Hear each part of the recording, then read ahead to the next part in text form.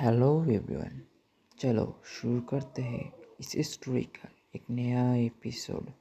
और तुम सब तुम्हारे कानों में ईयरफोन ज़रूर से लगा लेना, क्योंकि स्टोरी को अच्छी तरह समझने के लिए ईयरफोन ज़रूरी है।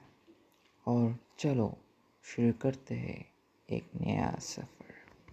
अथर्व को गुस्सा आ गया था तो वह बिगड़ते हुए जोर से कहा, मूर्ति नीचे रखिए, इसमें बम है। ये सुनकर सबकी आंखें हैरानी से फैल गई। तभी राकेश बम के बारे में सुनकर ही लड़खड़ा गया, जिससे मूर्ति एक तरफ गिरती उससे पहले ही अथर्व ने उसे पकड़ लिया और कहा, दिमाग खराब है क्या आपका? आराम से नीचे रखिए इसे। सपना धीरे से मूर्ति को नीचे रख दिया। तभी निर्भय और बाकी अथर्व के सारे गार्ड और आदमी सब वहां पहुंच गए। अथर्व ने धीरे से मूर्ति का मुकुट उतारा और आराम से उसमें से बम निकाल लिया। 3 मिनट बाकी थे उस फटने में। अथर्व ने सबकी तरफ देखा और फिर अपने लोगों और गार्ड्स को कमान देते हुए कहा, सबको कवर करो, कोई आगे नहीं आना चाहिए। अक्षत और बाकी सबका दिमाग ठनका। वह तेजी से अथर्व के पास आने लगे। प्रीतम जी और ललित जी भी उसकी तरफ लपके, लेकिन सबको पकड़ लिया गया। निर्भय बोलकर, 3 मिनट बाकी है, इतनी जल्दी यह डिफ्यूज नहीं होगा। अथर्व ने सोच लिया था कि उसे क्या करना है। अथर्व बोला, निर्भय तुम भी पीछे जाओ। और मिस्टर ठाकुर, सबने अथर्व की तरफ देखा। अथर्व जोर से राकेश से बोला, आपको कीमत चाहिए थी ना मुझे पैदा करने की, तो लीजिए। जैसे आपने और आपकी बीवी ने मुझे ये जिंदगी दी है, आज आपको आपके पूरे परिवार को बचाकर मैं वह कीमत अदा करता हूँ। अगर आज मैं जिंदा बच गया तो मुझ पर मेरे मन पापा के सिवा किसी का अधिकार नहीं होगा। अथर्व की बात सुनकर सब लोग चौंक गए और हैरान नजरों से राकेश को देखने लगे। तभी राकेश चिल्लाते हुए बोला, तुम्हारा दिमाग खराब हो गया है, मुझे कुछ नहीं चाहिए। रोहिणी भी रोते हुए चिल्लाने लगी तो अथर्व शैतानी मुस्कान से उन्हें देखने लगा। प्रिया जी रोते हुए उसे रोकने लगी। वही अक्षत और बाकी सब बुरी तरह से झटपटा रहे थे। अथर्व के आदमियों से छूटने के लिए ललिता जी और विद्या जी भी उसे रोक रही थी, लेकिन अथर्व के ऊपर डेविल हावी हो चुका था, जो किसी भी कीमत पर राकेश को सबक सिखाना चाहता था। प्रीतम जी अथर्व को रोकते हुए बोले, अर्थ रुक जा बेटा, तुमने वादा किया था कि तू ऐसा कुछ नहीं करेगा। पापा के बारे में सोच और हमारे प्यार का ये सिला देगा तू हमें। अथर्व ने देखा तो 2 मिनट बाकी थे। वह तेजी से समुद्र की तरफ भाग गया। पीछे सभी नहीं नहीं चिल्लाते रह गए।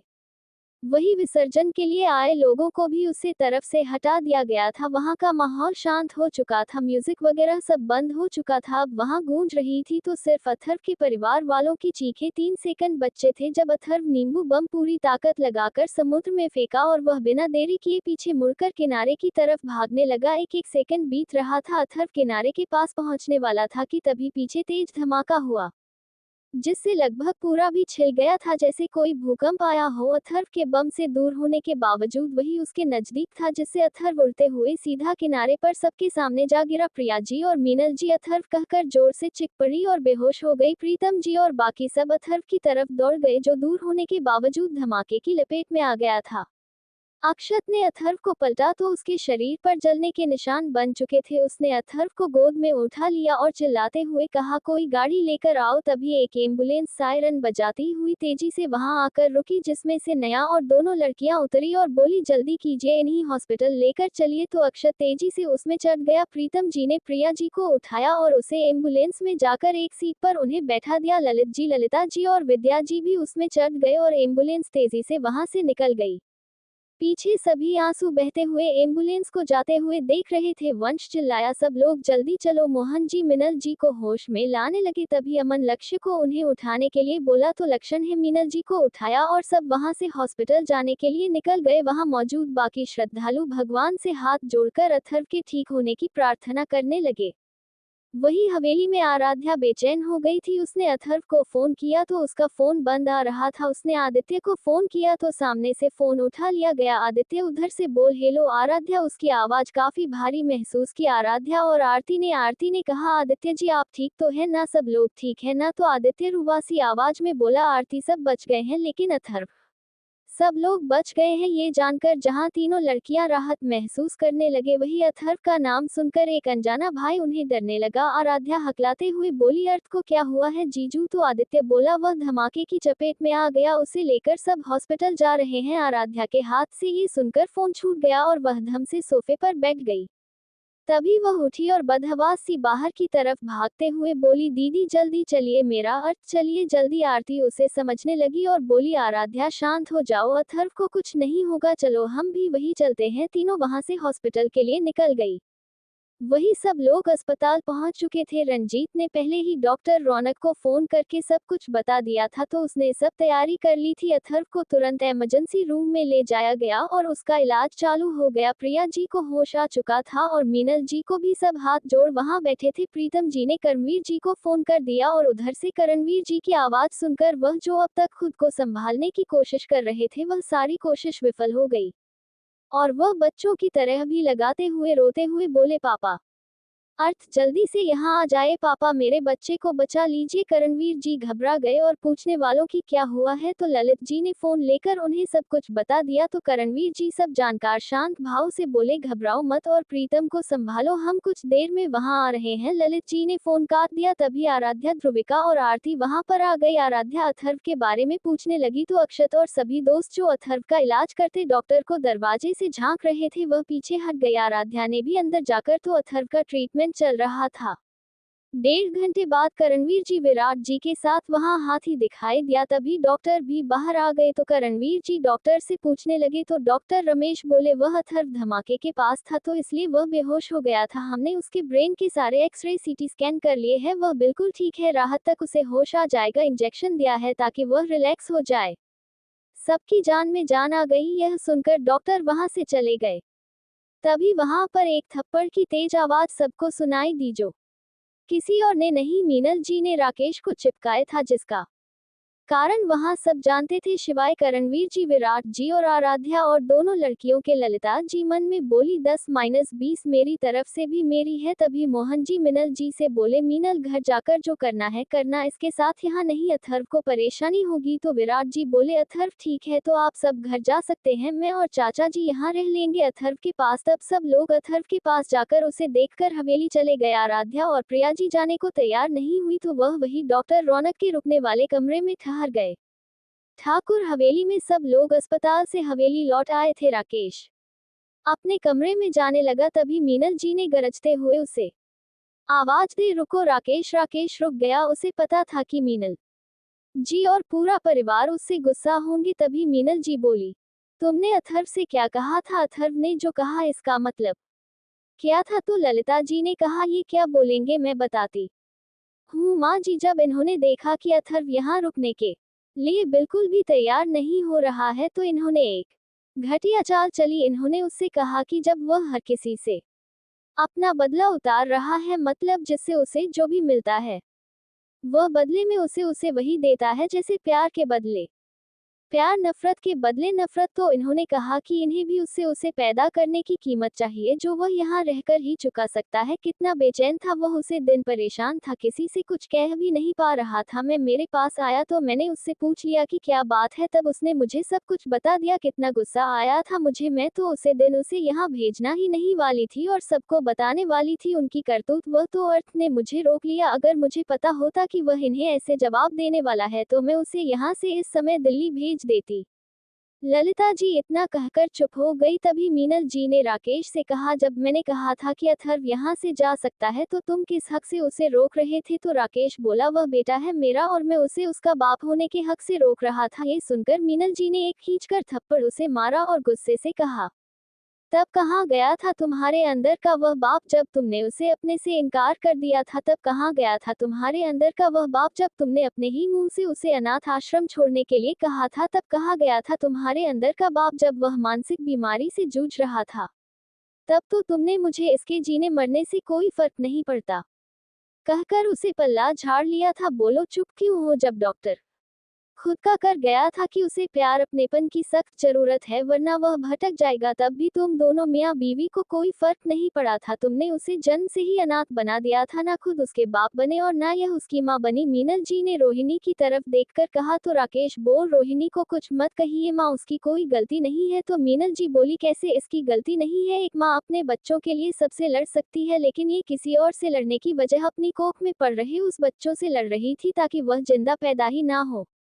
मीनल जी की बात सुनकर आरती और आदित्य के अलावा सब लोग चौंक गए। तभी मीनल जी बोली, क्या लगता है तुम्हें मैं कुछ नहीं जानती थी? मैं सब कुछ जानती थी कि यह कितनी ही चीज ऐसी खाती थी जिससे बच्चों को गर्भ में नुकसान पहुंचता था। मैंने ही कई बार इसकी कोशिश से सफल की थी जिससे वह इस दुनिया में आ पाया था, वरना एक निर्दोष हत्या करते हुए भी इसके हाथ नहीं कान पे थे। और उसको यहाँ से जाने के बाद यह मेरे बेटे को वापस लाओ कहकर नाटक करती थी। तब रोहिणी रोते हुए बोली, माँ मैं उसे दिन इन्हें रोका था और इन्हें मान भी किया था कि यह अथर्व को यहाँ रोकने की कोशिश नहीं करेंगे। हमें नहीं पता था कि अथर्व ने अभी भी उसे बात को मन में दबा कर रखा हुआ है और वह इस तरह से खुद को खतरे में डाल देगा। मीनल जी ने राकेश से कहा, अब तो खुश होना तुम, उसने चुका दी तुम्हारी कीमत। अब जो उसकी जन्म देने का अटैक तुम लोगों के सिर पर था वह हट चुका है। अब कोई हक नहीं रहा तुम्हारा उसे पर। बताओ क्या तुम उसके किए की कीमत चुका सकते हो? उसने आज तुम्हें तुम्हारे परिवार को बचाए है, तुम इसके बदले में उसे क्या दे सकते हो? तो प्रीतम जी ने कहा, उसने जो किया है उसका फर्ज था, इसलिए उसके बदले में उसे कुछ भी किसी को देने की जरूरत नहीं है। मेरा बेटा एक बेहतरीन का मॉर्निंग ऑफिसर है जिसने बीच पर हजारों लोगों की जान बचाई है। उसकी बात सुनकर सब लोग चौंक गए। अक्षत प्रीतम जी को रोकने लगा तो प्रीतम जी ने कहा, बताने दो बेटा, आखिर इन्हें भी तो पता चले कि क्या खोया है इन लोगों ने। फिर प्रीतम जी ने आगे कहा, अथर्व ब्लैक कैट का मॉर्निंग ऑफिसर है जो सिर्फ अपनी मर्जी से काम करता है और सरकार की तरफ से फ्री हैंडेड है, मतलब किसी भी मुजरिम को मरने तक की फुल आजादी है उसे, जिसके लिए उसे कोई सफाई नहीं देनी पड़ती। यहाँ तक कि ज्यादातर काम वह अपने दिमाग को रिलैक्स करने के लिए ही करता है। तभी ललिता जी गुस्से से बोली, इसका मतलब ये लड़का नहीं माना, मैं उसकी टांगे तोड़ दूंगी। ललिता जी को देखकर प्रीतम जी हड़बड़ा गए और कहा, हो मैं तो भूल गया था कि आप भी यही है। अक्षत चलो फ्रेश होकर हॉस्पिटल चलते हैं। प्रीतम जी इतना कहकर वहां से 9-2-11 हो गए और ललित जी भी वंश और बाकी सबको लेकर वहां से चले गए। वह सब भी अथर्व के पास जाने वाले थे। उनके वहां से जाने के बाद मीनल जी ने राकेश से कहा, पछतावा हो रहा है ना कि क्यों उसे जाने दिया था? ये पछतावा तुम्हें हमेशा रहेगा। फिर वह आरती से बोली, आरती बहू मुझे पंडित जी का नंबर मिलाकर दो, कल हवन के बारे में मुझे उनसे पूछना है कुछ। इतना कहकर वह वहां से चली गई। राकेश वही सोफे पर बैठ गया था। अब उसे और सबको समझ में आ रहा था कि अथर्व ने मंत्री को इतनी आसानी से कैसे चमकाया था, यहाँ तक कि उसने एमएलए और उसके बेटे को जलाकर मार दिया था। उसके बावजूद उसे पर किसी तरह की कोई कार्यवाही नहीं हुई थी। वह बिजनेस में भी इतना अच्छा था, उसने 200 करोड़ का प्रोजेक्ट भी कितनी आसानी से धैर्य और अपने नाम कर लिया था। वही या उसका कोई भी बेटा हर लेवल में अथर्व से बहुत कम था। इतनी अचीवमेंट के बाद भी वह घर में हंसता खेलता रहता था, सब लोगों का भी कितना ध्यान रखता, लेकिन वह अब उनके पास नहीं रहने वाला था। सब लोग सोचते रहे वही अक्षत और प्रीतम जी सबके सामने से होते हुए जा चुके थे। वही विराट जी और करणवीर जी अथर्व के पास बैठे हुए थे। उसे अब दूसरे कमरे में शिफ्ट कर दिया था जहां पर बड़ा सोफा भी था अन्य परिजन के आराम करने के लिए। प्रिया जी और आराध्या भी वहीं पर थी। प्रीतम जी और अक्षत भी वहां पहुंच चुके थे। प्रीतम जी ने कहा, यह अब तक नहीं उठा तो आराध्या बोली, इंजेक्शन का असर तो आधे घंटे पहले ही खत्म हो गया होगा, अब तक तो इसे उठ जाना चाहिए था। तो सच बोला, मैं डॉक्टर को बुलाकर लाता हूँ। वह दबे पांव अथर्व के पैरों की तरफ बढ़ गया और उसके पैरों में गुदगुदी करने लगा। तो अथर्व जो आंखें बंद करके पड़ा हुआ था वह हंसने लगा। सब लोगों ने उसे घूरकर देखा तो अथर्व बोला, कितना मजा आ रहा था, सब बैठे मुझे क्या क्या ट्रीट देने वाले थे, सब पता चल जाता। तू रघुवीर जी बोले, हरकतें बंदर जैसी ही है, मतलब सब ठीक है। अथर्व को होश आ गया था लेकिन वह नाटक कर रहा था। अक्षत ने उसके पैरों में गुदगुदी की तो वह उठ गया। तो प्रीतम जी ने कहा, मैं तुझसे बात नहीं करूंगा और तेरी ट्रिप भी कैंसिल। तो अथर्व धीरे से नहीं कहकर चिल्लाया और बोला, एक तो मैं सबको बचाया है, ऊपर से मेरी ट्रिप कैंसिल कर रहे हो? मैं आया। अथर्व ने अपने हाथ उठाने चाहे तो उसके दोनों बाजुओं पर पट्टी बंधी हुई थी, उसे दर्द हुआ। तो विराट जी बोले, क्या कर रहा है गधे? तो अथर्व उठने लगा तो उसकी पीठ में भी दर्द था। वह थोड़ा सा बैठ गया तो अक्षत ने उसकी पीठ के नीचे तकिया रख दिया। तो अथर्व बोला, मैं तो बैठ भी नहीं पा रहा, इसका मतलब कोई हवन नहीं होगा। तो प्रीतम जी बोले हवन तो होगा और कल ही होगा, फिर शाम को तो हमारे साथ दिल्ली चल रहा है। तो अथर्व बोला पर पापा ध्रुवी में नहीं जा रहा अभी वापस, जब तक बेबी नहीं आ जाता तब तक तो बिल्कुल भी नहीं। तो करणवीर जी बोले ठीक है, सिर्फ 2 महीने, इसके ऊपर एक दिन भी नहीं, और अपने राजपाल को स्ट्रिक्टली मना करूंगा कि तुझे कोई काम ना दे। तभी अथर्व कुछ बोलना तो विराट जी बोले खामोश हो, जो लड़के पहले ही तेरे कारनामे से हम सब हिले हुए हैं। तो अथर्व विराट जी की घूरती आंखें देखकर चुप हो गया। कुछ देर बाद ललित जी और बाकी सभी वहां आ गए। विद्या जी उन सब के लिए खाना लाई थी। कमरा काफी बड़ा था तो 2 बेंच भी अंदर खिसका लिए थे। एक बेंच पर प्रिया जी आराध्या के साथ बैठकर खाने लगी, वही विद्या जी अथर्व को खिलाने लगी। वह सब पहले ही खाकर आ गए थे। खाने के कुछ समय बाद ललित जी सबको लेकर चले गए थे। प्रीतम जी और वंश अथर्व के पास रुक गए थे। प्रीतम जी जब थक गए तो वह वही सोफे पर लेट गए। अथर्व वंश को अपने पास लेटने को बोला तो वह उसके पास एक साइड में लेट गया और अथर्व से बात करते हुए बताने लगा कि उसके बेहोश होने के बाद क्या क्या हुआ और हवेली में भी जो कुछ हुआ वह सब कुछ बताया। और फिर कहा ये सब तेरी वजह से हुआ है, मेरे जोर देने पर ही तू यहाँ आया था, मुझे आइडिया नहीं था कि तेरा वह बाप इतना बुरा है। तो अथर्व बोला दोबारा मत कहना उसे मेरा बाप, मैं उसके साथ सभी सब चुकता कर दिया है। मैं अब मेरा उसे आदमी और उसे औरत से कोई लेना देना नहीं है। मैं अब 2 महीने ध्रुवी का ध्यान रखूंगा, और दूसरा मेरी डार्लिंग बीवी भी 2 महीने सफल नहीं कर सकती। दादी बता रही थी कि प्रेगनेंसी के 3 महीने तक कोई नदी वगैरह पार नहीं करनी चाहिए वरना प्रॉब्लम हो सकती है। तब तक चौथा महीना चालू हो जाएगा तो कोई परेशानी शुरू नहीं होगी। तो वंश बोला तुझे पता है प्रीतम अंकल कितना रो रहे थे दादाजी के आने से पहले। तो अथर्व बोला अब मेरे पापा को भी कभी नहीं रन दूंगा। तभी डॉक्टर अथर्व को दवाई देने आए तो अथर्व बोला मैं दवाई नहीं खाऊंगा, चाहे तो 10 इंजेक्शन लगा दो। डॉक्टर ने वंश की तरफ देखा तो वंश बलम जी क्या इसके बदले इंजेक्शन नहीं दे सकते, वह दवाई को यही कई घंटे तक ना चाहेगा फिर खाएगा, इससे अच्छा इंजेक्शन दे दीजिए। तो डॉक्टर ने एक इंजेक्शन दे दिया। इसके कुछ देर बाद अथर्व को नींद आ गई। वही हवेली में सबके मन में हलचल मची हुई थी कि शायद अब अथर्व हवेली में नहीं रहेगा। अगले दिन सुबह अथर्व को डिस्चार्ज करवा कर हवेली आ गए थे सब, जहां पूजा की तैयारी चल रही थी। अथर्व धीरे से सोफे पर बैठ गया और खाने को मांगने लगा तो आरती उसके लिए एक सैंडविच बनाकर ले आए। अथर्व आरती से बोला आप काम क्यों कर रही हो, आपकी सास मर गई क्या? तो प्रीतम जी ने उसे चुप होने के लिए कहा तो अथर्व मुंह बनाते हुए खाना खाने लगा। तभी करणवीर जी और बाकी सभी आ गए थे। कुछ देर बाद पूजा शुरू होने वाली थी।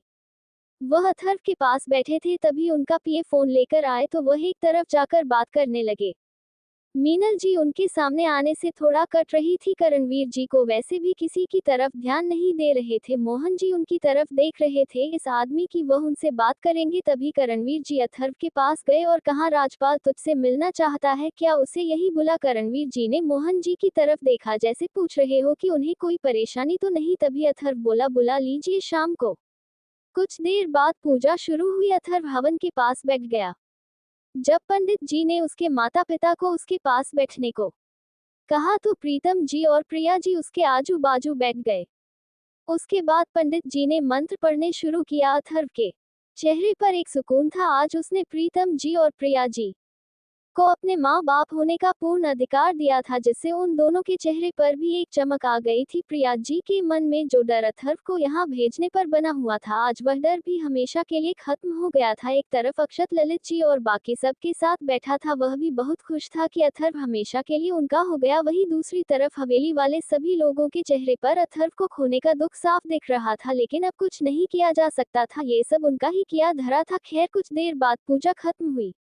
उसके बाद सब ने खाना खाया। अथर्व को ललिता जी खाना खिला रही थी। करणवीर जी का मन नहीं था वहां खाने का, लेकिन अथर्व के पास समय बिताने का लालच काफी था उनके वहां रुकने के लिए। टॉप तभी अक्षत बोला अर्थ तुझे कैसे पता चला कि वह मूर्ति के मुकुट में था? परसों शाम को तुम मूर्ति का मुकुट उठा रहे थे, क्या तुझे पहले से पता था कि बम उसमें था? तो अथर्व बोला नहीं, मुझे नहीं पता था कि बम कहाँ था, पता चल जाता अगर परसों में मुकुट उतार कर देख लेता। लेकिन अथर्व चुप हो गया, क्योंकि सब जानते थे कि राकेश ने अथर्व को तमीज का पाठ पढ़ना शुरू कर दिया था। तो अथर्व बोला, मैंने सोचा कि सबके यहाँ से जाने के बाद मैं थाने पर धावा बोल दूंगा, लेकिन हर 2 फीट पर गार्ड की फौज देखकर मैं चकरा गया था। फिर मैंने तीनों लड़कियों को पुलिस स्टेशन जाकर उन आतंकवादियों से पूछताछ करने के लिए कहा और लड़कों को बीच पर भेजा जहाँ मेरे आदमी भी लगे हुए थे। 1.5 घंटा बचा था बम फटने में। उन आतंकवादियों ने सोचा कि हम 1.5 घंटे में बम नहीं ढूंढ पाएंगे, इसलिए उन्होंने सब उगल दिया कि बम गोपाल की दुकान में उसे मूर्ति में फिट किया गया था, जिसका मुकुट अलग से लगवाया हुआ था। उसे पूरी दुकान में वह अकेली ऐसी मूर्ति थी। तभी रंजीत बोला, वह गोपाल मूर्तिकार है और वह मुकुट भैया ने चांदी का बनाकर लगवाया था, जिसके बारे में मूर्तिकार और हमें ही पता था। अथर्व को खाना खाते हुए ही कुछ याद आया और वह करणवीर जी से बोला, आपने बोला था मेरे शेर खान के लिए शेरनी लेंगे, क्या हुआ उसका? तो करणवीर जी ने उसे घूरते हुए कहा, शेरनी ही क्यों चाहिए? तो अथर्व खाना निकाल कर बोला, तो क्या शेर खान मेल टाइगर से शादी करके मुझे शेरू देगा? कहीं आपने उसे गे तो नहीं समझ लिया? अथर्व की बात सुनकर सबको खांसी आ गई। तभी करणवीर की बात बदलते हुए बोली, लेकिन तुमने तो बेबी टाइगर मांगा था। तो अथर्व हंसते हुए बोल, बेबी टाइगर तो 1 साल बाद खुद आ जाएगा ना। तो अक्सर चिल्लाया, दादू अपनी यह बेकार बातें खाना खाने के बाद कर लीजिएगा। प्रीतम जी और अथर्व एक साथ बदबदाए जल कुकड़ा। विराट जी ने उन दोनों को घर कर देखा तो वह दोनों चुपचाप खाना खाने लगे। कुछ देर बाद सब लोग सोफे पर बैठे हुए थे। प्रीतम जी और प्रिया जी तैयार बैठे थे। अथर्व उनसे वहीं रुकने के लिए कह रहा था। तभी करणवीर जी ने कहा, अब 2 महीने बाद तुझे लेने ही आएंगे, अभी यही है, राजपाल आता ही होगा तो हम सब साथ निकल जाएंगे। और धैर्य, तुम भी 2 महीने बाद हमारे पास ही रहने वाले हो, तो यहाँ की ब्रांच के लिए किसी अच्छी मैनेजर को देख लो जो यहाँ का सारा काम संभाल ले। धैर्य ने अथर्व को देखा जो उसे ही घर रहा था। तब उसने कहा, जी दादाजी, एक्चुअली मैं सोच रहा था कि पुणे वाला घर भी ठीक करवा लो, कभी कभी ध्रुविका से मिलने आएंगे तो वहीं रुक जाया करेंगे। तो अथर्व बोला, अरे ललिता माँ का घर खाली ही तो रहेगा, वहाँ रह लेना, पुणे जाकर जले पर नमक छिड़कना चाहता है क्या? तो ललित जी बोले, ये खरबूजा बिल्कुल ठीक कह रहा है, वह जगह बेच दो बेटा। हवेली के सभी लोग दूसरे सोफे पर बैठे बैठे अथर्व और सब की बातें सुन रहे थे। उन सबके मन में एक संतुष्ट था कि अथर्व 2 महीने और हवेली में उनके सामने रहेगा। वही विद्या जी अथर्व से बोले, अर्थ बेटा, बेशक पूजा और हवन हो गया है, इसका मतलब यह नहीं कि तू अब बेवजह बाहर घूमेगा। तो अक्षत बोला, आप चिंता मत कीजिए, मैं आपसे ललित पापा के साथ कहीं भी नहीं जाऊंगा, मैं इसी के पास रहूंगा। तो अथर्व चिढ़ते हुए बोला, हाँ तो 2 महीने में यहाँ घूमने के लिए नहीं मान रहा, हमें दिन भर दिन लेडीजों पर नजर रखूंगा, ध्रुवी को कभी भी मेरी जरूरत पड़ सकती है, सबसे पहले बच्चे को मैं ही लूंगा। अथर्व सबके साथ बातों में लगा हुआ ही था कि तभी निर्भय और बाकी सब वहां पर आ गए। उन्होंने सबसे पहले अथर्व को सैल्यूट किया और फिर उसे चॉकलेट का बड़ा सा डिब्बा देकर उसे थैंक्स कहा कि उसने सबको बचा लिया था। चॉकलेट देखकर आराध्या के मुंह में पानी आ गया। उसने वह बॉक्स अथर्व के सामने से झपट लिया और कहा, मेरा बड़ा मन था चॉकलेट खाने का। अथर्व ने उसे घूर कर देखा, तभी किया भी तोड़ कर आ गई और दे दो कहकर चॉकलेट मांगने लगी। आराध्या ने छोटा सा पैकेट फाड़कर किया को चॉकलेट दे दिया और खुद भी खाने लगी। करणवीर जी किया को निहार रहे थे, आखिर थी तो वह उन्हीं का अंश। अथर्व ने किया को अपने पास बुला लिया और चॉकलेट खाने के लिए मुंह खोला तो किया ने आकर उसे एक बाइट खिला दी। तभी अथर्व करणवीर जी से बोल, ले लीजिए दादू, कोई कुछ नहीं कह सकता। करणवीर जी ने किया को उठा लिया और बोले, तो मैं डरता हूँ क्या किसी से? किया अब करणवीर जी की गोद में बैठी चॉकलेट खाने में बिजी हो गई थी। विराट जी निर्भय के साथ बातचीत करके उसके परिवार वालों के बारे में जानकारी ले रहे थे ताकि वंशिका और उसकी शादी के लिए वह उनसे मिल सके। निर्भय एक जानबाज ऑफिसर था, उसने और उसकी टीम ने 2 जगह से बम अटैक फेल कर दिए थे। उनकी नजरों में निर्भय के लिए वही सम्मान था जो एक आर्मी ऑफिसर के लिए होना चाहिए। कुछ देर बाद ही 2-3 गार्ड अंदर आ गए उनके बीच में राजपाल जी चले आ रहे थे। उन्हें देखकर अथर्व उठ गया तो वह जल्दी से आकर अथर्व के गले लग गई और उसे शाबाशी देते हुए बोले, मुझे पता था तुम मुझे मिशन बहुत अच्छे से हैंडल कर लोगे और तुमने किया भी, बताओ क्या चाहिए तुझे, मैं वह सब तुझे दूंगा। तो अथर्व हंसते हुए बोला, आपकी कुर्सी। करणवीर जी भी हंस पड़े। तो राजपाल जी बोल, बेटा वह तो तेरी ही है, हमारी सरकार अभी टिकी रहेगी तो क्या पता अगले कुछ साल बाद तू ही मेरी कुर्सी पर बैठा हुआ मिले। तो अथर्व बोला, मैं तो मजाक कर रहा था होमी, मुझे बस एक पिज्जा पार्टी दे देना। तो राजपाल जी बोले, पर बेटा मैं मजाक नहीं कर रहा, तू नहीं तो प्रीतम को बिठा देंगे कुर्सी पर। तो अक्षत मुंह बनाते हुए बोला, लगता है आप पूरे देश को पागल करना चाहते हैं। कुछ देर बाद राजपाल जी अथर्व से बोले, अच्छा कोई और भी मेरे साथ आया है तुझसे मिलने। तो अथर्व बोला, यह मत कहना कि वह ईशानी मस्तानी भी आए हैं। तो राजपाल जी बोले, नहीं वह तो वापस चली गई है लंदन। फिर वह गार्ड से बोले, उसे ले आओ।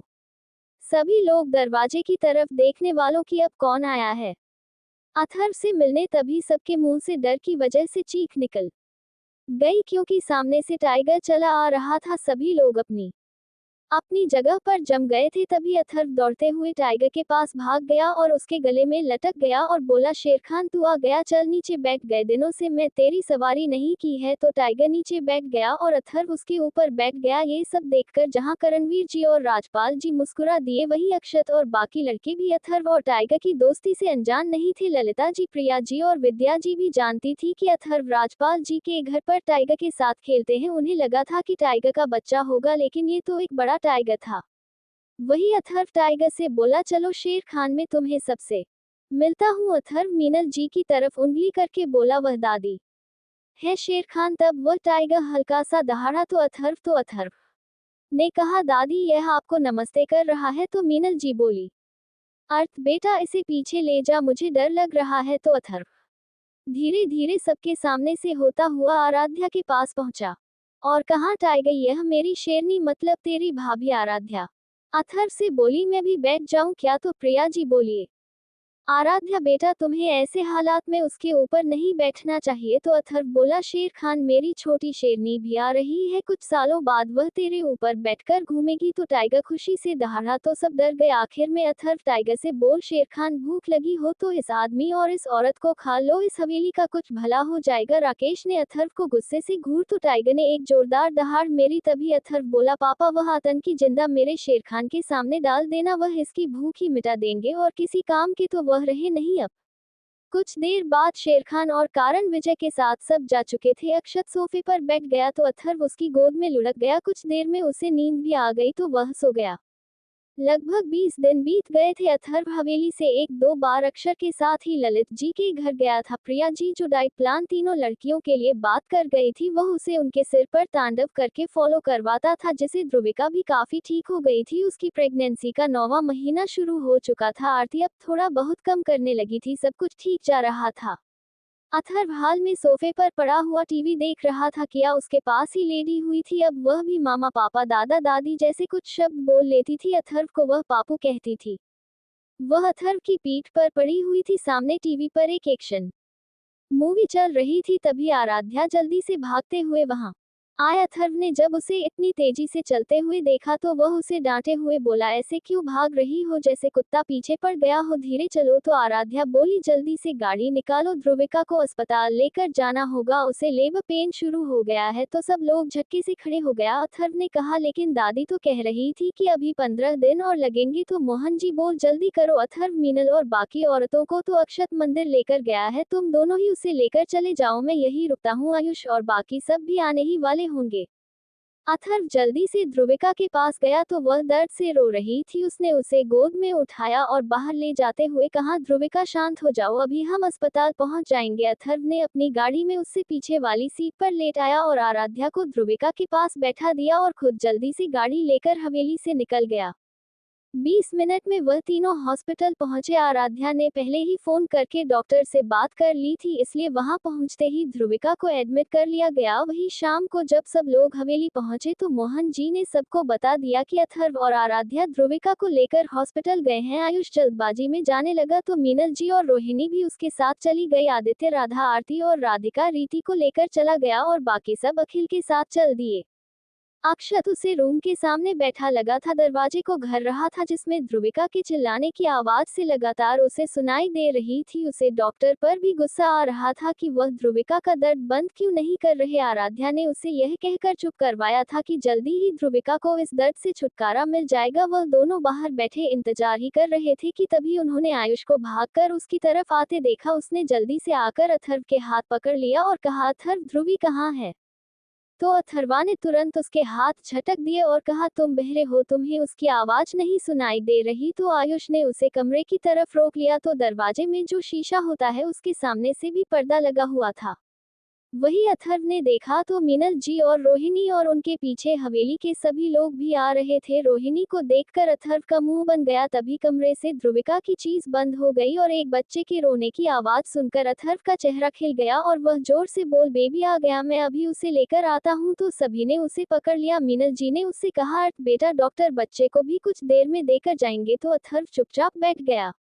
कुछ देर बाद एक नर्स बाहर आए और कहा, मुबारक हो, लड़का हुआ है। अथर्व खुशी से चिल्ला दिया तो वह नर्स उसके गोद में ही बच्चे को देखकर बोले, आप बच्चे को लेकर ज्यादा ही खुशी, पक्का आप इसके चाचा होंगे? तो अथर्व बच्चों को देखते हुए बोला, जी नहीं, मैं इसका मामा। तभी आयुष नर्स से बोल, सिस्टर मेरी वाइफ तो ठीक है ना? तो नर्स बोली, जी अभी वह बहू से कुछ देर बाद उन्हें दूसरे वार्ड में शिफ्ट कर देंगे, तब आप उनसे मिल लीजिएगा। आयुष पीछे मुद्दा तो देखा, बच्चा अथर्व की गोद में खेल रहा था। अक्षत भी उससे बातें कर रहा था।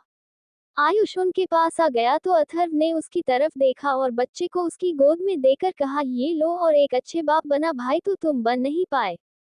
अथर्व को आयुष को ताना मारते देखा अक्षत ने उसे पीछे खींच लिया। वही परिवार के सब लोग बच्चे को देखने में लग गए। बच्चा जब रोहिणी को गोद में आ गया तो अथर्व का मन किया कि उसे बच्चों को छीन ले। अक्षत उसकी मनसा भाप गया और वह उसे ले जाते हुए बोला, मेरे साथ चल। वह दोनों कुछ दूर आए। अक्षत अथर्व से बोल, क्या कर रहा था तू? तो अथर्व बोला, मैं उसे औरत को बच्चे को लेने नहीं दूंगा। तो अक्षर बोला, और ये तुम कब तक करोगे? 1 महीना और हम रहेंगे यहाँ पर, उसके बाद? और वह दादी है बच्चे की, वही तो उसे रखेगी। वह ध्रुव का परिवार है, अर्थब उसे उनके साथ रहना है हमेशा। और तूने माँ पापा या किसी को फोन किया या नहीं? धैर्य और रजनी को भी नहीं बताया होगा अब तक? तो अथर्व बोला, मैं भूल गया था, अभी कर देता हूँ। अथर्व ने जहां धैर्य को फोन करके खुशखबरी थी, वही अक्षत ने ललित जी और प्रिया जी को फोन करके सब बताया। कुछ आधे घंटे में धैर्य और रजनी हॉस्पिटल पहुंचे। धैर्य ने अथर्व को गले लगा लिया और उसके गाल पर पप्पू चिपकाकर बच्चे के पास चला गया जो आदित्य के गोद में सोया हुआ था। वही अथर्व अपना गाल मिलते हुए सोच रहा था, कुत्ता साला आज खुश है इसलिए छोड़ रहा हूँ, वरना यही लेटा कर धोता। उसने अक्षत को देखा जो उसे ही घर रहा था। वह अथर्व से बोला, हम अगर चुम ले तो तुझे कटे चुभ जाते हैं, उसके चुम्मे में क्या लड़कियों वाला स्वाद है? अथर्व ने एक ने उसे एक मुक्का मार और धैर्य के पास चला गया। कुछ देर में ललित जी और ललिता जी भी आ गए। वह सब ध्रुविका और सबको बधाई देकर कुछ देर वहां रुक कर चले गए। प्रीतम जी और प्रिया जी सुबह आने वाले थे। कुछ समय बाद आयुष और रोहिणी को छोड़कर सब हवेली चले गए। अथर्व जाना नहीं चाहता था लेकिन आराध्या उसे ले गई तो अथर्व रोहिणी को धमका कर वहां से चला गया कि अगर बच्चे को उसने कुछ भी किया तो उसके लिए अच्छा नहीं होगा। अथर्व जा चुका था लेकिन रोहिणी के कानों में अभी भी उसकी धमकी गूंज रही थी, जिसकी वजह से उसकी आंखें रह रहकर नाम हो रही थी अथर्व का उसे पर इतना विश्वास। वह यही सोच रही थी कि आप क्या कभी अथर्व उसे माफ करेगा या नहीं? आयुष वहां नहीं था, वह ध्रुविका और बच्चे के पास अंदर रूम में था। वह इस समय बाहर बेंच पर बैठी हुई थी। अगले दिन सुबह अथर्व जल्दी से उठकर अक्षत के सिर पर बैठकर तांडव करने लगा कि जल्दी हॉस्पिटल चलते हैं, बच्चे और ध्रुविका के पास माँ पापा आने ही वाले होंगे। तो अक्षत बोला, माँ पापा 10 बजे एयरपोर्ट पर आएंगे, मैं ही उन्हें पिक करने जाऊंगा, तो मुझे सोने दे और शोर मत मचा। अथर्व ने उसे एक लात मारकर बेड से नीचे फेंक दिया और कमरे से भाग गया। अक्षत गुस्से से उठकर उसे इधर उधर देखने लगा तो अथर्व वहां नहीं था। उसने टाइम देखा तो 6 बजे थे। अब तो उसका मन रोने को करने लगा। एक बार फिर वह बेड पर जा पहुंचा और आंखें बंद कर ली।